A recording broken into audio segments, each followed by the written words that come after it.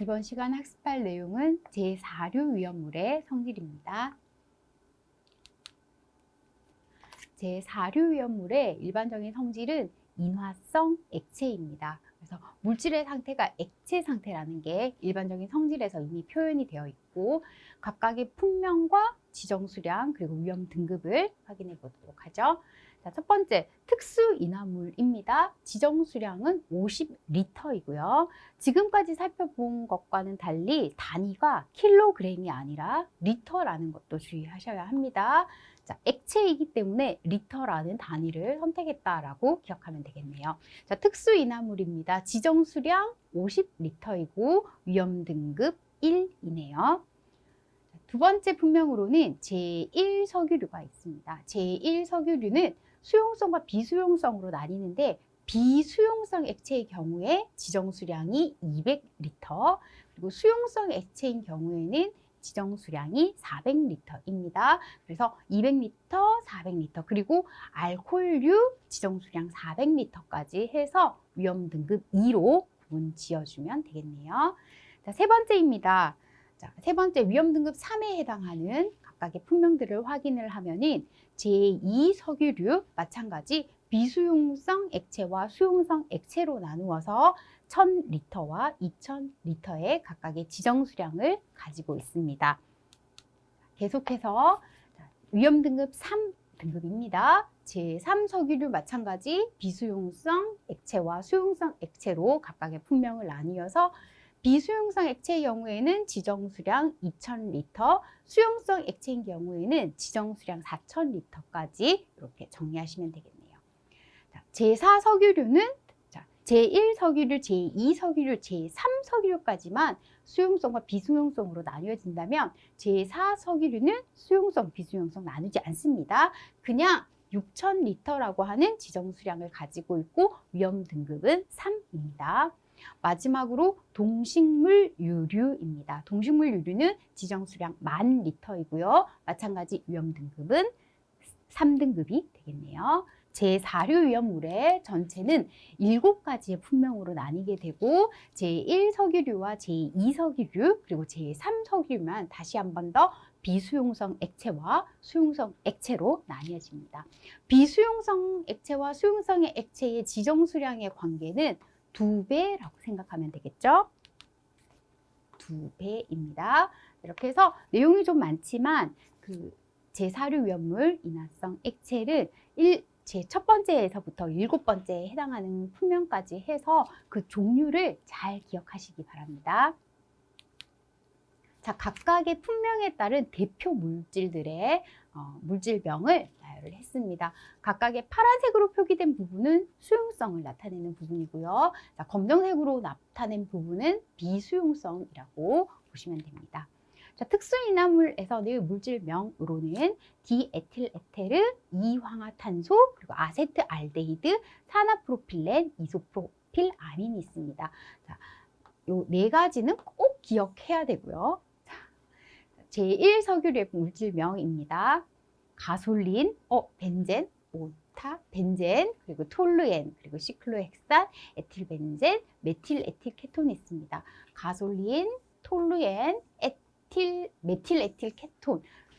진짜 안 되면 이거라도 기억하셔야 되고, 아니면 다 아는 게 순서대로 외우는 게 제일 좋긴 하지만 제가 표기하는 거는 무조건 외우셔야 합니다. 가솔린, 벤젠, 톨루엔, 시클로헥산, 메틸에틸케톤, 에틸벤젠 모두 비수용성이고 제1석유류에 해당되는 물질명들이었습니다.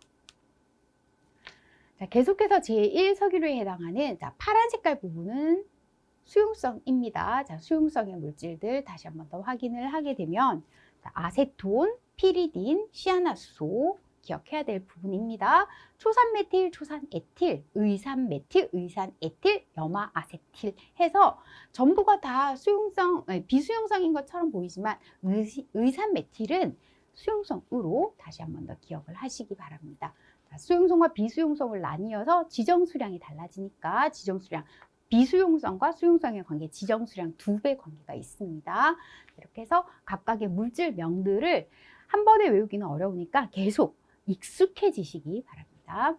자, 알코올류입니다. 알코올류에는 메틸알코올, 에틸알코올, 프로필알코올까지가 있습니다. 그래서 알코올은 모두 다 수용성이라고 이렇게 정리하시면 되겠네요. 자, 제2석유류입니다. 제2석유류부터는 이제 외워야 할 내용들이 점점점 지쳐가고 있습니다. 자, 제2석유류에서는 등류, 경류는 꼭 기억하시고요. 자, 크실렌 많이 나오고 있죠. 자, 크실렌, 클로로벤젠, 스틸렌, 부틸알코올이 제2석유에 들어간다는 거. 자, 앞에서 봤던 알코올류에서 지금 메틸알코올, 에틸알코올, 프로필알코올, 즉 탄소가 3개까지의 알코올은 알코올류에 들어가지만 그 다음부터 부틸알코올입니다. 부틸알코올은 제2석유류에 들어간다는 거 기억하시면 되겠습니다. 제2석유류의 수용성에 해당하는 부분을 다시 한 번 더 보면 포름산, 아세트산, 히드라진, 아크릴산이 있습니다. 오타가 자꾸 보이네요. 자, 제2석유류 종류는 여러분이 잘 보셔야 되고 마찬가지 등류, 경류, 크실렌, 클로로벤젠, 스틸렌, 뷰틸알코올, 포름산, 아세트산, 히드라진 이렇게 계속 나오는 부분들이 있으니까 눈여겨본 다음에 마지막 끝까지 제4석유류는 물질명을 암기하셔야 합니다. 제3석유류입니다.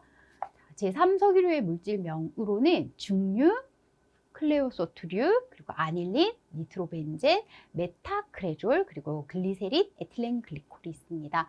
자, 마찬가지 파란색으로 표기된 부분이 글리세린, 에틸렌 글리콜이 수용성이고 나머지 비수용성입니다. 자, 종류를 꼭 기억하시고 특히 메타클레졸의 경우에는 메타파라, 오르소 메타파라 3가지 구조 이성 질체 중에서 메타크레졸만 위험물에 들어간다는 거, 제3석유류에 포함이 된다는 거 기억하시면 되겠네요. 각각의 물질명, 즉 제3석유류 품명에 해당하는 물질명을 정확하게 구조식을 알아야 되는 부분도 있지만 물질명만 기억해도 되는 부분이 있기 때문에 일단은 물질명을 암기하시기 바랍니다. 자, 제4석유류입니다. 기어유 또는 윤활유라고 하죠. 기어유와 실린더유가 있고 둘 다 비수용성이네요. 자, 마지막 동식물류입니다. 건성유, 반건성유, 불건성유로 요득값으로 이렇게 나누게 되는 거죠. 이렇게 해서 자, 전체적인 제4류 위험물입니다. 전체는 7가지의 품명이 있었고 각각의 품명들에게는 여러 가지의 물질명이 있습니다. 각각의 물질명들을 여러분 꼭 암기하시기 바랍니다.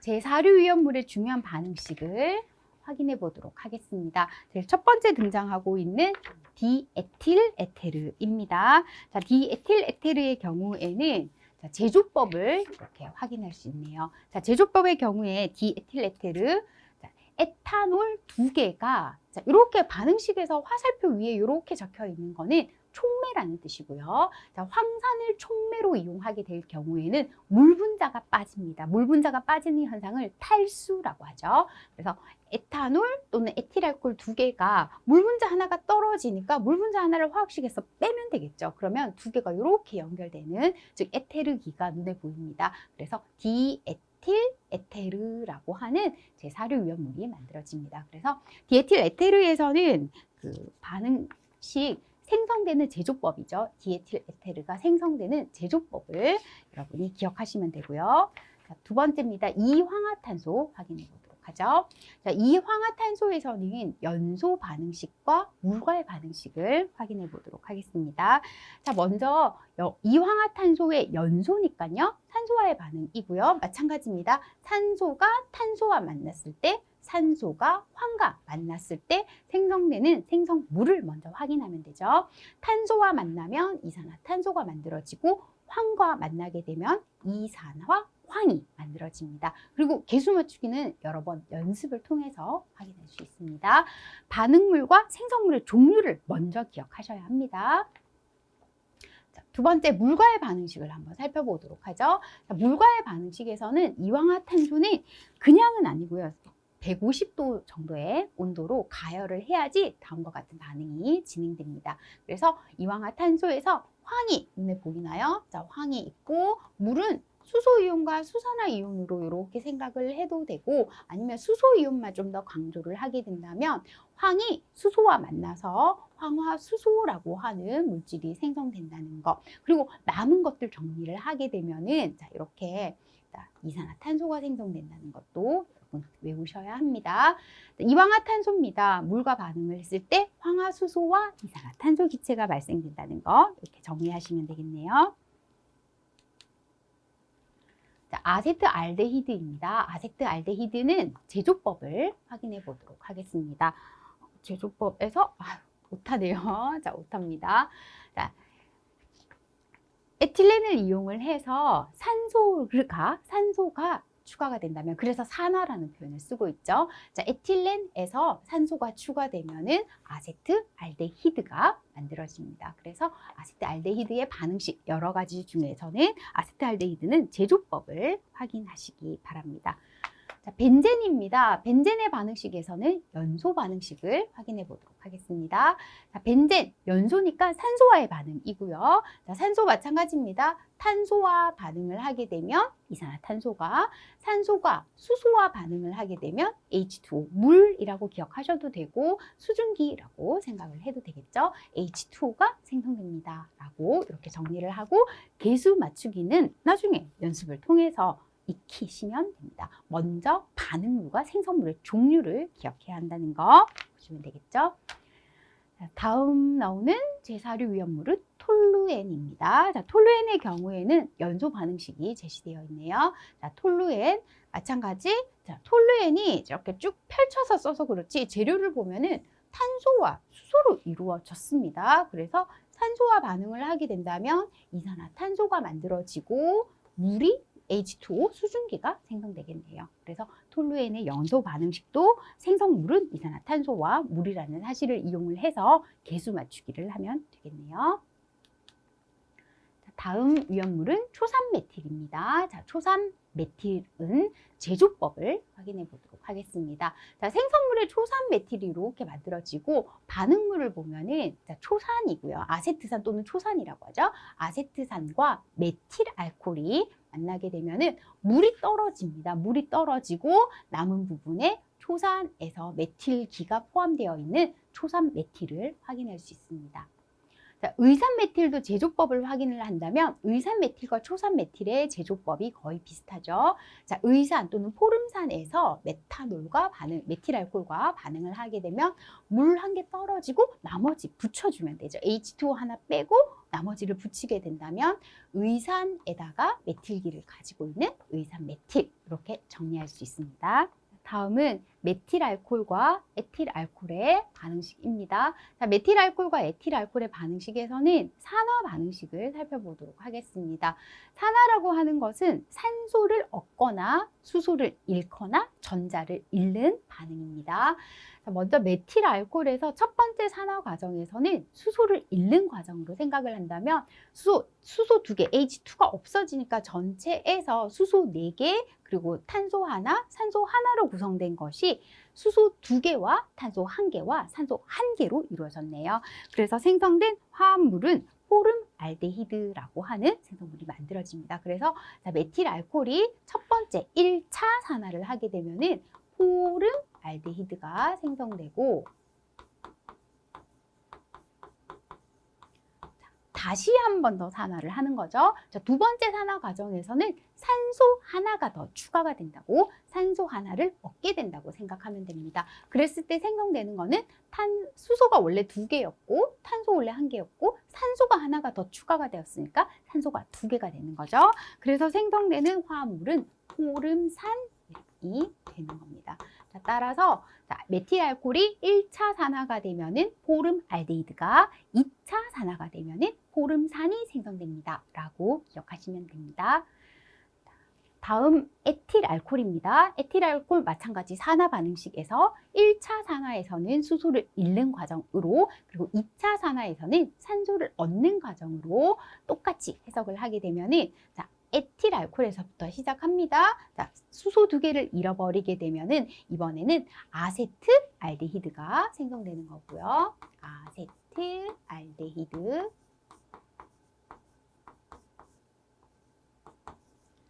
그리고 아세트알데히드에서 다시 한 번 더 산소 하나가 추가가 되면은 아세트산이 만들어지죠. 자, 이렇게 해서 메틸알코올과 에틸알코올에서는 중요한 반응식으로 산화 반응식을 제시를 했습니다. 다음 내용은 제4류 위험물의 품명을 구분하는, 즉 대표적인 성질 중에서 품명을 구분해 보도록 하겠습니다. 먼저 전체 품명은 7가지였습니다. 그 7가지 첫 번째 특수인화물입니다. 특수인화물 제1석유류, 알코올류, 제2석유류, 제3석유류, 제4석유류, 그리고 동식물 유류들은 보통은 인화점을 기준으로 해서 분류가 된다라는 큰 개념을 가지고 있고, 이제 세부적인 내용을 살펴본다면 특수인화물의 경우에는 이황화탄소와 디에틸 에테르 대표적인 물질 기억하시고요. 그 밖에 1기압에서 발화점이 100도씨 이하이거나 한번 쉬고요. 인화점이 영하 20도씨 이하이고 B점이 40도씨 이하인 거. 이거는 동시에 만족해야 하는 거죠. 자, 발화점이 100도씨 이하이거나 그리고 인화점이 영하 20도씨 이하이고 B점이 40도씨 이하인 것을 우리는 특수인화물로 구분할 수 있습니다. 자, 두 번째 제1석유류에 대한 부분입니다. 제1석유류는 아세톤, 휘발유. 그래서 요거 두 개는 꼭 기억해야 되는 품명이 되겠죠. 물질명이 되겠죠. 아세톤, 휘발유. 그 밖에 1기압에서 인화점이 21도씨 미만인 것을 우리는 제1석유류라고 하고요. 알코올류입니다. 알코올류는 탄소가 1개에서부터 3개까지입니다. 포와 일가 알코올을 우리는 알코올류로 구분을 하고 있습니다. 따라서 탄소가 4개 이상이 되는 알코올에 대해서는 알코올류에 포함되지 않습니다. 뷰틸 알코올이 제2석유류에 해당되었습니다. 자, 계속해서 품명 구분을 살펴보도록 하겠습니다. 제2석유류입니다. 대표적인 물질명으로 등류, 경류 기억하셔야 되고, 그 밖에 1기압에서 인화점이 21도씨 이상 70도씨 미만인 것을 우리는 제2석유류로 구분하고 있습니다.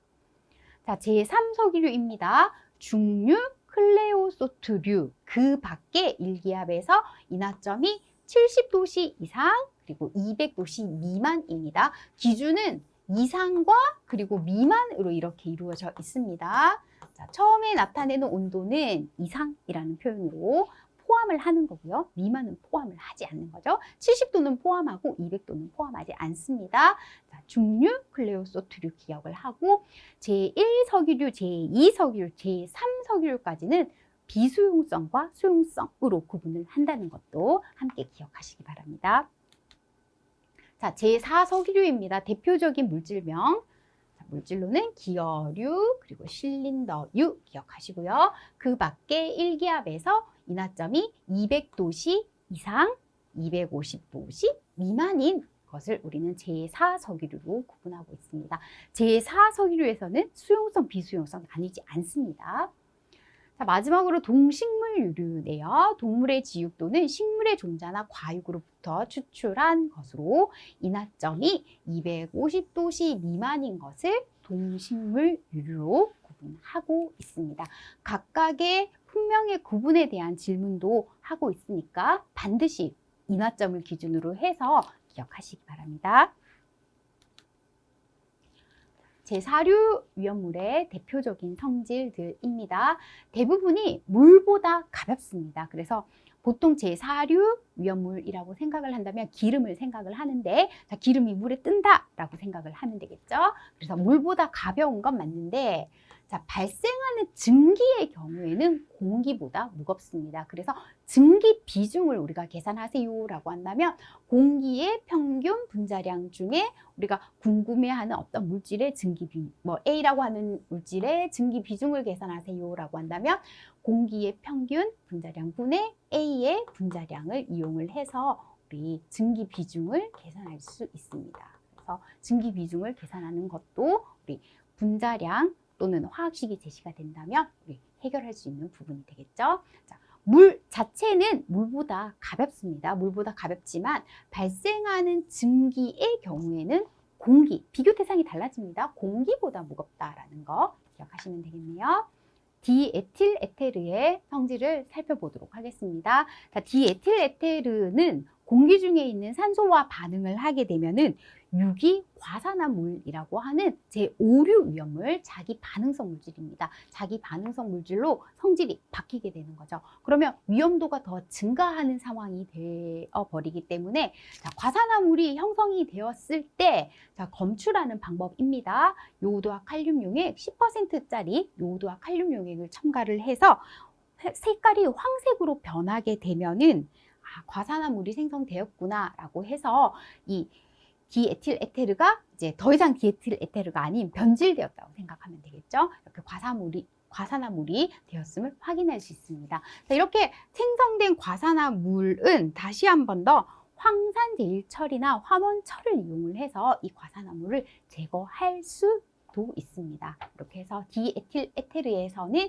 이 요오드와 칼륨 용액을 이용을 해서 과산화물 검출하는 내용도 여러분이 기억하시기 바랍니다. 이황화탄소에서는 이황화탄소 자체가 대부분의 경우에는 물보다 가볍다라고 했지 모든 제4류 위험물이 물보다 가볍다라는 사실은 아니었습니다. 자, 이황화탄소 물보다 무겁네요. 자, 그리고 수용성, 물에 녹지 않습니다. 비수용성으로 자, 이황화탄소의 경우에는 그렇다면 물보다 무겁고 물에 녹지 않으니까 우리 어디에 보관해야 안전할까라고 한다면 차라리 물속에 보관을 하자라고 해서 이황화탄소의 경우에는 물속에 보관을 합니다. 그런데 자, 차가운 물에 보관을 합니다. 냉수에 보관을 한다고 생각하면 되겠네요. 다음 성질은 벤젠의 일반적인 성질을 본다면 벤젠은 비수용성이고 독성이 강합니다. 알코올의 경우에는 대부분 수용성이라는 거 기억하면 되고요. 동식물 유류는 요드 값에 따라서 건성류와 반건성류 그리고 불건성류로 나눌 수 있습니다. 자, 요드 값은 유지 100g에 흡수되는 요드의 그램 수를 나타내는 건데요. 자, 건성류의 경우에는 요드 값이 130 이상이고요. 반건성류의 경우에는 100에서 130 사이, 그리고 불건성류로는 100 이하의 요드 값을 나타내고 있습니다. 다음 내용은 각각의 제4류 위험물은 구분 자체가 인화점으로 구분을 하다 보니까 몇 가지 위험물들의 인화점을 확인해 보도록 하겠습니다. 자, 먼저 제일 첫 번째 나와 있는 내용들은 특수 인화물의 물질들이 나와 있습니다. 디에틸에테르의 인화점은 영하 45도씨이고 이황화탄소의 경우에는 영하 30도씨, 그리고 아세트알데히드의 인화점은 영하 38도씨입니다. 산화프로필렌 영하 37도씨고요. 자, 문제에 주로 출제되는 경우 문제들이기 때문에 이 문제들 각각의 위험물들의 인화점들은 기억하시기 바랍니다. 다음은 제1석유류의 몇 가지 물질들의 인화점입니다. 자, 아세톤의 경우에는 영하 18도씨의 인화점을, 휘발유의 경우에는 탄소의 개수에 따라서 약간의 차이는 있습니다. 영하 43도씨에서 영하 38도씨 사이의 인화점 범위를 가지고 있고요. 자, 벤젠의 경우에는 영하 11도씨, 그리고 톨루엔의 경우에는 4도씨의 인화점을 나타내고 있습니다. 알코올류에서는요, 메틸알코올과 에틸알코올의 인화점을 확인해 보도록 하죠. 자, 알코올류에서 메틸알코올은 11도씨이고요. 벤젠은 영하 11도씨였습니다. 자, 에틸알코올의 인화점은 13도씨입니다. 제3석유류의 몇 가지 물질들을 확인을 하면 글리세린의 경우에는 인화점이 160도씨이고요. 에틸렌 글리콜의 인화점은 111도씨입니다. 아닐린의 인화점은 75도씨이고, 그리고 니트로벤젠의 인화점은 88도씨입니다. 제4류 위험물은 전체적으로 기름 성분이라고 생각하시면 됩니다. 그래서 냉각 소화는 하지 않습니다. 물을 이용을 하게 되면 대부분 유류라고 생각을 했을 때 그 소화면을, 화재면을 확대하는 역할을 물이 하게 됩니다. 그래서 제4류 위험물에서는 냉각 소화하지 않고 모두 질식 소화를 한다고 생각하시면 되겠네요. 자, 운반 용기 외부의 주의사항과 제조소 등의 주의사항에서는 화기엉금, 즉 인화성 액체입니다. 증발해서 가연성 기체가 만들어지는 성질을 나타내고 있기 때문에 자, 화기엉금이라고 하는 주의사항을 나타내고, 마찬가지 불과 관련됐으니까 화기엉금을 나타내는 글자는 적색, 빨간 색깔 바탕에 백색 문자로 나타내면 됩니다.